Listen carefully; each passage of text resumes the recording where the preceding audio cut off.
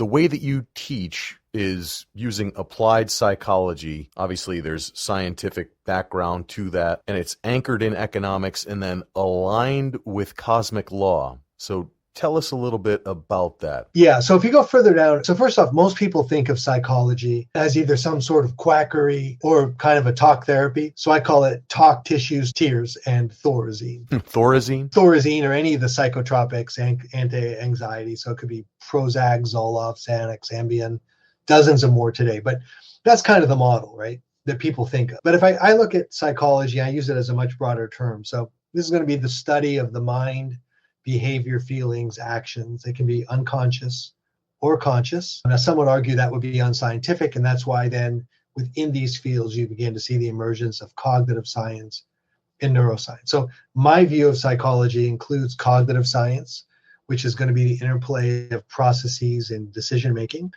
and also neuroscience that's going to look at the study of brain structures, nervous system, neural circuits. And all of these are going to pull from many different fields: linguistics, computer science, cytology, like the cellular level, biology, and so forth. So the idea is, how can you take all of this information that normally sits with independent research and begin to make sense of them and put them together? So many of these are already backed by science. I mean, scientific studies are done in psychology. So if you want to look at cognitive dissonance, or we want to look at certain types of neuromorality and where it might sit in certain functional areas of the brain and so forth. But the idea is, are those replicable?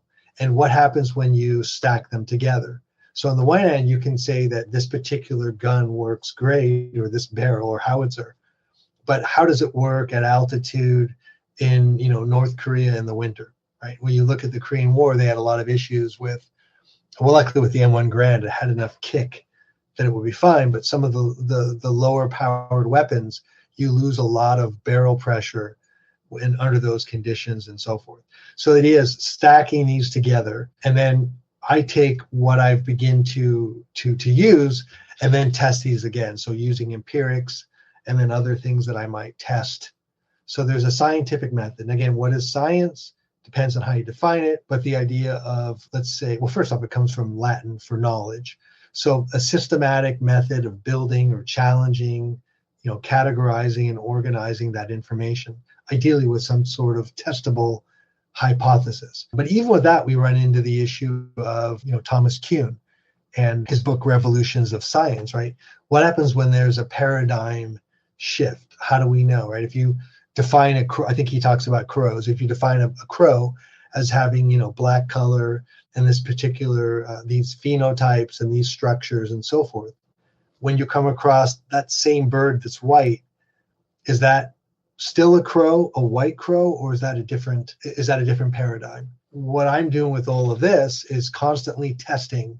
And also there's a lot of things I'd expose is not true. For instance, you might have heard of that Stanford marshmallow test. Are you familiar with that one? Yes, but I'm sure the listeners would like to get a bit of a background and a refresher on it. Yeah, so the marshmallow test was the idea, some people call it candy bar test, purporting to show the ability to maintain discipline or to control your time preference.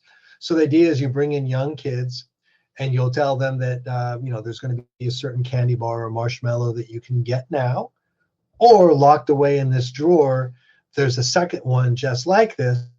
And if you can wait for 30 minutes or an hour, you can have both, right? And the idea is that we can look and see if the children can actually have the ability to maintain or control their desire to have that sweet snack right now. The idea is that over time, we can do a longitudinal study, and the kids that actually control their visceral needs might do better in life. But actually, when I first read that test in 2006, I immediately had a lot of questions. That test doesn't seem to me that it's actually even structured properly. Since then, they've done some other ones, I think, in the West Indies that were kind of along the way I was thinking.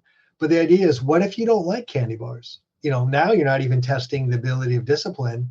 You need to first make sure they like candy. Otherwise, it's not even the ability of testing discipline or time preference. The other thing is, even if the guy likes the candy bar, there's a satisficer, and one's enough. They don't need to wait 30 minutes for the second one. But then for other kids, for me, I was more of a paranoid kid. There's the issue of warranty and trust. How do I know you're not punking me?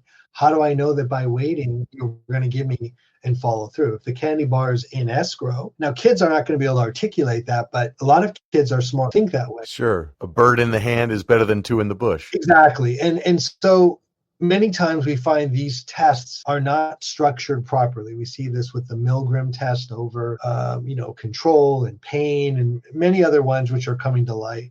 Also, there's a big database out there, I've kept a lot myself, where you find people that have actually been very prominent where the data is outright fraudulent, right? Actually fake data, and the people have been discredited. So there's an issue, again, of replicating science.